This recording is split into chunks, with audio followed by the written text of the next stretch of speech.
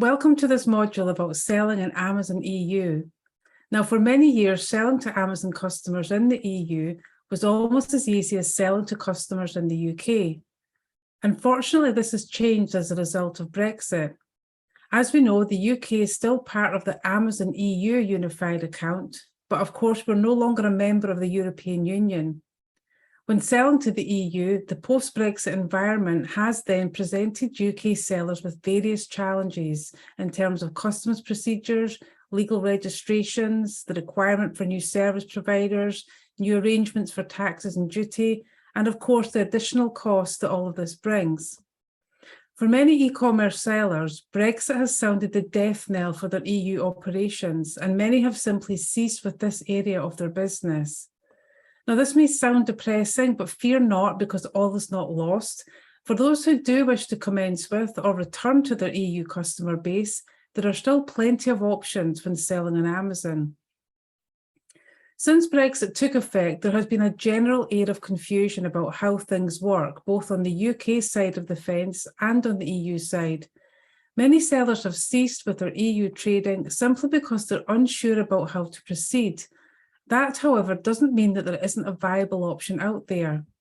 So in this module, we'll be focusing on the Amazon selling programs, which are available to sellers who wish to serve EU customers. This will include the format of the programs and how they work, but importantly, we'll also be looking at the wider steps you need to take as a business and the things that you need to put in place in order to trade with the EU. These insights should help with your cost assessments and your decision-making about whether selling in the EU can still be a viable option for you. And if it is viable, then this module should hopefully help to get you started. So in this module in particular, we will be revisiting some of the material that we covered in earlier modules. We'll look again at the concept of the EU unified account, and we'll summarise the EU account settings that you should either have set up already in your UK account or which you're aware of for future action. This includes linking your EU stores to your UK account, creating new product pages and offers, or replicating your UK product pages in those target global stores, and also enabling your account for receipt and processing of overseas orders. We'll then work through the Amazon EU selling programs, and you'll find that most of them do use the Fulfilled by Amazon approach, but we'll also look at your seller fulfilled options too. Finally, we will go over some of the requirements that you need to think about when selling into the EU, and this is some of the wider business requirements. Before we move on, I will say that trading with the EU is fairly complex these days, as you're probably aware. And so this presentation will introduce you to the high-level considerations that you will face, but we do hope to cover much more of the detail in separate expert sessions. So let's return briefly to the concept of the EU unified account. As you know, registering as an Amazon UK seller automatically links you to the rest of Amazon EU, which includes a growing number of countries, including just now France, Germany, Italy, Spain, Sweden, Netherlands, Belgium, and Poland. Now, you can use a single interface to manage all of your Amazon EU stores, and you pay a single account subscription fee to cover all of them. You can offer your products across all EU marketplaces or just some of them, and you have multiple options for fulfilling your customer orders. Now, during previous modules, we did look at how to enable various account settings so that you're ready to offer and dispatch your products to Amazon EU customers. We know that the UK account is automatically linked to the EU account, and we touched on some of the methods of creating product listings in the individual EU stores. We also looked at how to create shipping templates, which include selected international destinations. Now, although we covered how to register and use the Amazon UK FBA program, we've not yet extended this to the EU. But as you will see, FBA works the same in the EU stores as it does in the UK. It's just a matter of following the same process together with some additional admin steps, which you will learn more about. As mentioned in the previous slide, you can use both Fulfilled by Merchant and Fulfilled by Amazon to reach your EU customers, but FBA brings far more opportunity, and so we are going to start with those programs first. So there are 5 FBA selling programs which enable sellers to reach their EU customers. Now, I will say that on Amazon, it's not always easy to recognize and participate in these programs because there's no single handy page which identifies all of them. Instead, seasoned sellers have come to be aware of them via various channels of information and guidance. So we'll be dealing with each of these in turn, but the programs that are available to you are FBA Export, Sell My Products Globally, the European Fulfillment Network, also known as EFN, Multi-Country Inventory, or MCI, and the Pan-European Programme, or Pan-EU. Before we move on to the detail, it's useful to understand the impact that Brexit has had on these EU selling programmes. In other words, what has changed in terms of how things were as opposed to how things are now? Well, until December 2020, UK e-commerce businesses enjoyed simple and accessible trading with their EU customers. We had free movement of goods, and other than some extra postage, we were often able to serve our EU customers just as easily as we did our UK customers. And free movement of goods, coupled with world-class Amazon logistics, opened the doors for attractive selling programs within Amazon EU. And as a result, many Amazon UK sellers expanded successfully into Amazon's European sites. Everything changed, though, following Brexit because a new customs border was introduced. As a result, free movement of goods between the UK and the EU ended, and this effectively prevented the two most popular EU selling programmes, EFN and Pan-EU, from continuing in the UK in the same form. It's fair to say that this outcome was met with much dismay amongst Amazon UK sellers who had until then been doing very well in Europe, but now there are some glimmers of hope. The EFN model has been reintroduced, albeit as a more expensive model, and the modified access to Pan-EU has become clearer now to UK sellers, meaning that it's easier for us to assess its viability with a view to rejoining. Anyway, let's move on and look at a bit more detail about these 5 programs. Now, the first one is called FBA Export, and this program is actually a worldwide program rather than specifically focused on the EU. It allows global Amazon shoppers to view products directly on Amazon UK and to place orders for any seller products that have been enabled for FBA Export. Amazon will ship orders to the customer using your UK FBA stock, and they will deal with paperwork on your behalf. Invoices are then issued to identify such exports to you. Now, although this program is available to global customers, it's actually of limited use in the EU because most EU customers will shop on their own home marketplace. In other words, a customer in France is likely to be shopping on Amazon France rather than wandering into Amazon UK. Nonetheless, it is worth enabling your account settings to ensure that FBA Export is available for any overseas customer, EU or otherwise, who do come onto Amazon UK and find your products. You'll find the FBA Export settings under Fulfill by Amazon settings in Account Info. Make sure that they are enabled for worldwide and that you read the conditions and restrictions before agreeing to the terms. Sell My Products Globally is another program which can be enabled simply from within your account settings. This program allows Amazon to translate and replicate your UK product pages into other EU countries and to offer those products to overseas customers. They will normally only do this if you, the seller, are not currently offering your products in the EU, either because you've not created the product page yourself or because you're not currently operating in the EU. Product pages will clearly state that the product is sold by Amazon as opposed to being sold by you. Customers in the EU can then browse the page in their own local marketplace and place an order.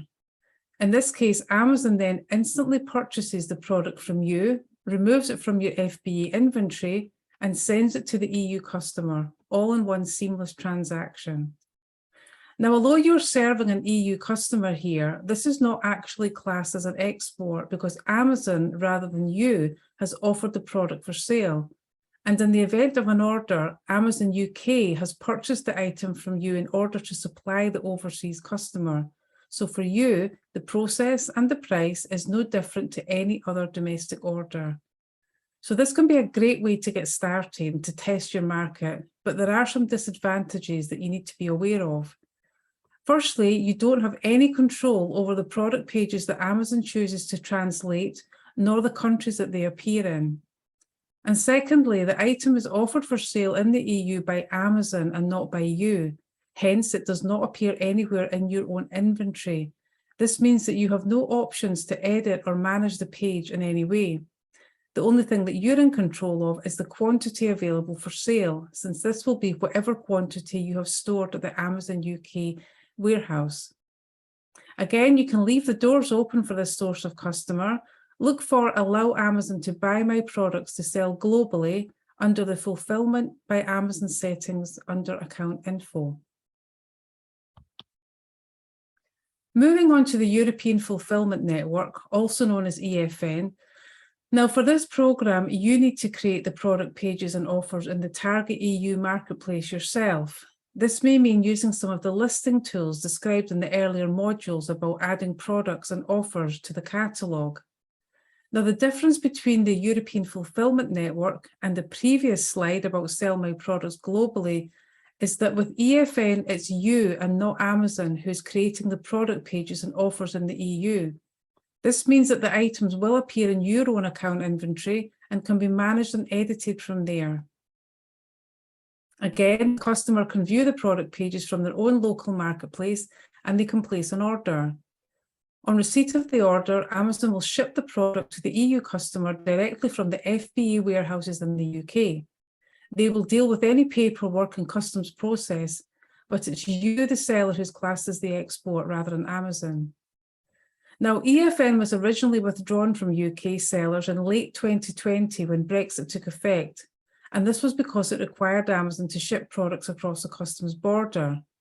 Following a revival of terms, conditions, and fees, Amazon has reintroduced the EFN program to UK sellers, and it does work exactly the same way that it did before, but with some distinctions. So firstly, EFN seller fees are higher than they used to be because they need to account for cross-border charges that Amazon incurs when shipping from the UK to the EU. And secondly, product and order eligibility may be more stringent. For example, as a result of wider EU legislation, Amazon cannot ship any EFN orders with a value exceeding €150. There may also be other product exclusions due to various customs requirements. Let's look a little bit deeper here. So the return of EFN has obviously been a welcome move amongst many UK sellers who wish to commence or return to their EU customer base, but the additional cost may mean that it's not economically viable for some sellers, depending on the type of product, market, and margins that a seller is working with. So it's recommended that you investigate the viability using the information and guidance and the price adjustment tools on Amazon. The price adjustment tool you can see here in the middle, and it allows you to set EU prices at a level which is equivalent to your UK pricing, but with adjustments made for fees and taxes. This is automatic. If this does not adequately cover the cost, then you can also add a percentage above the adjusted price. In this way, you can see why some sellers who are in a competitive marketplace may struggle with this, whilst those selling in niche and brand environments may still be able to charge what they need to in order to make EFN economically viable. In my experience, though, it's not until you actually start selling on EFN that you truly know whether it works for you. And in the next slide, we're going to look at an actual cost comparison for an EU and a UK order for the same product. In the meantime, I'll just point out that if you do want to enroll for EFN, you can do so under your Fulfillment by Amazon settings under Account Info, and you can see that there in the graphic at the top. So here is a worked example which hopefully provides a useful visual comparison. Now, this is a product that was selling in both the UK and in the EU using the European Fulfillment Network. The left-hand example is a UK sale from the 26th of August, and you can see all of the costs associated with the sale of that product using UK FBA. The sales price and income, including VAT, is £36. Then we see 15.3% commission being removed of £5.51, along with the FBA fulfillment fee of £5.16, which, as you will recall, does include postage to the customer. The amount to be disbursed to the seller for this order is £25.33, but after £6 VAT has been accounted for, the final proceeds from this sale can be taken as £19.33. On the right-hand side is a sale in Germany for the exact same product. It's placed within a few weeks of the UK sale, but the sales price has been adjusted using the EFN pricing tool and is now offered at just over €47.60, including VAT. Remember, though, that VAT in Germany is 19%. The price is therefore around 15% higher than the equivalent UK price. Now, under new VAT rules in the EU, Amazon is responsible for collecting the tax on any sales made by a non-EU seller, and so we see the tax being removed again. We then see the same 15.3% commission being removed and the FBA fulfillment fee of just over €10. The amount to be disbursed to the seller for this order is therefore €22.30, which at the exchange rate of the time is around £18.66. That means a difference in gross sales income between the UK and Germany of about 3.5%.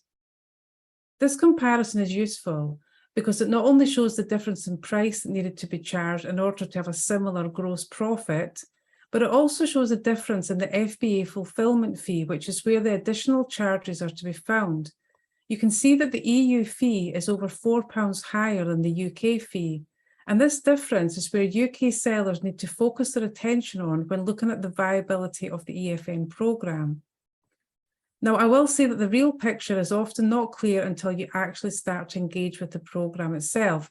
And so it is recommended that you use the account setting illustrated in the previous slide and have a look.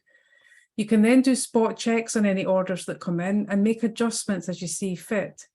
From my own experience, it took several weeks and a great many spot checks to finally get things right. But as a result, the EFN programme is now working, although the margins are a bit lower than they are in the UK.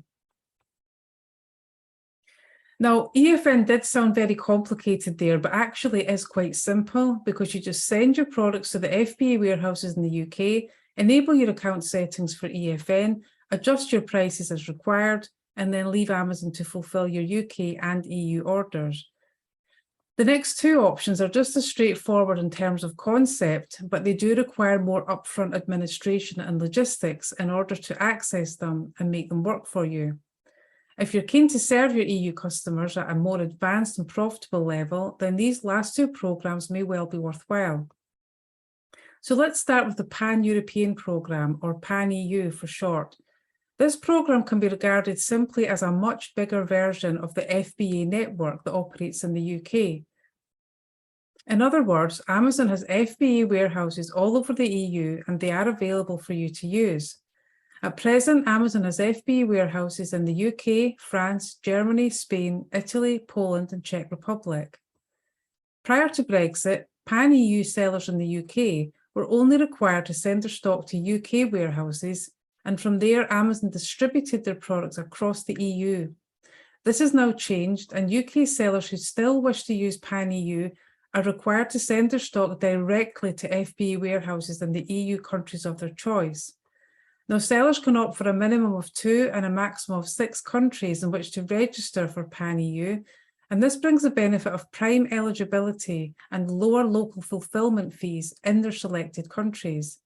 Now, both of these benefits may then outweigh the logistical and accounting costs of participating in this programme. There are 3 major points to note, though, when considering the pros and cons of Pan-EU. Products and selling categories must be eligible for cross-border movement within the EU, otherwise participation in Pan-EU may be limited. Eligible products must also be enrolled into FBA and they must be active and in stock in each of the selected marketplaces for Pan-EU. And finally, sellers must be VAT registered for any EU country in which stock is held. And we have a little bit more about that in the following slide. Remember as well that the European Fulfillment Network, which we've just covered, can also be used wherever stock is held in other EU warehouses. It works in the same way, with other EU customers being served from the stock that's stored in warehouses in other countries. If using EFN in the EU, you will no doubt find that it is actually less expensive than the UK EFN because the additional cross-border customs charges will not apply.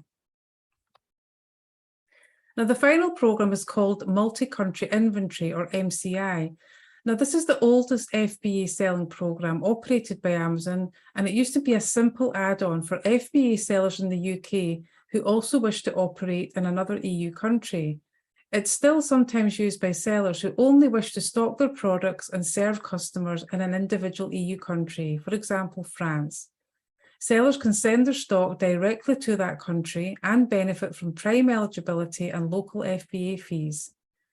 If using multi-country inventory in a single EU country, then remember that again, sellers can also enroll in EFN for that country.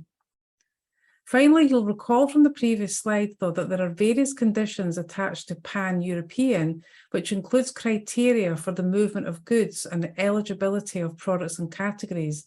If there are any products which are ineligible for Pan-EU, then they can then be treated in accordance with normal MCI arrangements within single countries.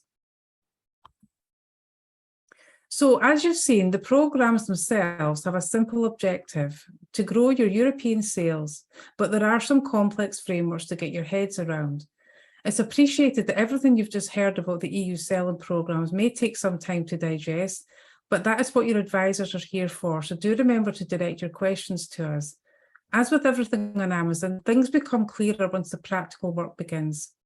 Now, we've concentrated on the actual structure of the programmes, but this is only half of the picture because there are other steps that you need to take as a business if you do want to use either of the EU-based FBA options, i.e. Pan-EU or multi-country inventory.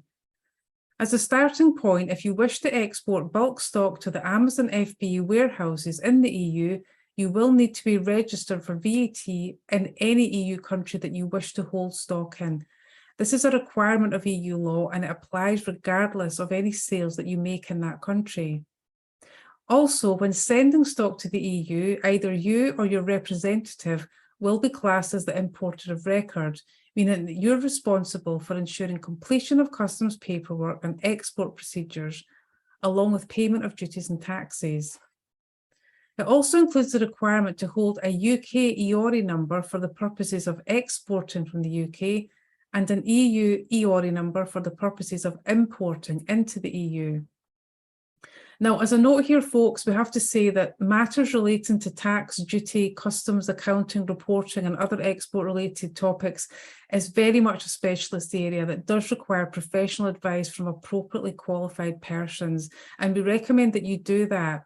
Suffice to say that your advisors might have useful insight and experience to share with you, but we're not professionally qualified in these areas. And for that reason, we'll also be bringing in specialist input from other service providers, and these will be offered as separate sessions for anyone who wishes to find out more. Moving on to the final topic of fulfilling your own orders in the EU, clearly there's a lot to think about when expanding into the EU, but it's a very large market, and once you've worked through the logistical steps, then it could prove to be a great move for your business. As we've seen, the FBA selling programmes are worthy of consideration, but remember that you can also start exporting immediately by using Fulfill by Merchant to send your products directly to the overseas customer. Now, in Module 4, we covered the method of activating international shipping rates for selected countries, and so you can create this once you've researched the associated prices of overseas shipping for your products into the countries of your wish. An important point here, though, is that any Amazon orders must be sent on a delivered duty paid service, also called DDP or DTP, but you can often find quotes for this with carriers, and you can then make reasonable account for this in your shipping templates and charges. Now, again, depending on the market you're operating in, you may find that your products do or do not stand up to any additional prices that you need to charge, but everything is worth researching after all. Now, as you might imagine, Brexit has also created additional costs and complications when sending orders directly to customers. So we're just going to look at these on the following slide. When exporting, the seller must complete a commercial invoice for each order. The table on the right gives a good idea of the type of information that's requested. So the seller and the customer details identify who the exporting and importing party are, whilst the item details allow for identification and monitoring of the goods which are leaving and entering a country. The customs value is then used as the base figure for calculating any import duty and VAT. Now, in normal circumstances, these charges would be passed back to the customer, who may be required to pay the charges before collecting the goods. But as mentioned on the previous slide, Amazon does require that all order deliveries are sent to their customers on a duty-paid service. So just to be clear, Amazon sellers who are sending orders from the UK to the EU need to ensure that they've made arrangements to pay any tax and duty themselves. Unsurprisingly, this involves a new layer of admin requirements, but we're going to look at this on the next and final slide. So, following Brexit, products which are exported to the EU are generally zero rated for UK VAT purposes. This means that UK sellers do not need to pay any VAT to HMRC for those purchases. The customer will see and pay the VAT inclusive price in their own country, but the VAT element of that sale must still be accounted for and paid to the relevant EU tax authority. Fortunately, though, there are various options for this, particularly when selling via marketplaces such as Amazon. The VAT on most Amazon orders can now be collected using one of the following methods. As the first option here, the seller can handle VAT via their own VAT registration in the customer's destination country. So we've already spoken about the requirement for VAT registration in any EU country that you hold stock in. But if you do hold a VAT registration, then you can use that to collect and pay VAT to the respective tax authorities. This is of limited use, though, if you want to sell across the EU, because you would need to register in all EU countries. As a second option, sellers can also register for and use their own IOSS registration. IOSS stands for Import One-Stop Shop, and this acts as a single registration which enables sellers to collect and pay all of their EU VAT to a single EU tax authority of their choice. Note, though, that this can only be used for orders with a value not exceeding €150. As a third and very useful option, sellers can also take advantage of new EU legislation which requires Amazon to collect VAT from any EU sales on your behalf as a non-EU seller. They will then remit this to the respective tax authorities. Now, this only applies when using most e-commerce marketplaces, but it does not apply when selling on your own website, so do bear that in mind. You may recall the worked example of the two orders from the UK and Germany, which showed clearly that the VAT on the UK sale was left to the seller to pay, whereas the VAT on the Germany sale was collected by Amazon before dispersing the remaining proceeds to the seller. If you are sending orders with your own courier, then you must provide them with Amazon's own IOSS number, which you can obtain from them. Now, there are also potential other options involving third-party service providers that you may engage in, but that's another matter that we're not covering too much just now. So even this summary can sound somewhat complex, so please take this slide as an introduction to the concept of everything you need to do when selling on the EU for seller fulfilled or fulfilled by Amazon. It's a snapshot here of what we've observed or learned so far. However, I still read and receive conflicting information even from experts and expert sites, and so I have to treat this slide with some caution, as should you. Everything should be fact-checked during research and progress because things also change. As mentioned, we will be bringing in some specialist providers who can help everyone to fully grasp and assess their options and the best course of action. This will be delivered via separate sessions. And finally, I do again draw your attention to the final comment about the recommendation for seeking professional advice from suitably qualified personnel. So that concludes the module on selling in Amazon EU. We've looked at specific EU selling programs offered via the Fulfilled by Amazon service and the option to fulfill orders yourself. We've also looked at some of the steps you need to take as a business in order to access the options for EU selling on Amazon. There's lots to digest, but if you did have a market in the EU prior to Brexit, or if you can see a potential market in one or more EU nations, then all of this is worth considering. As always, you can reach out to your advisors at any time with questions or feedback. Thank you.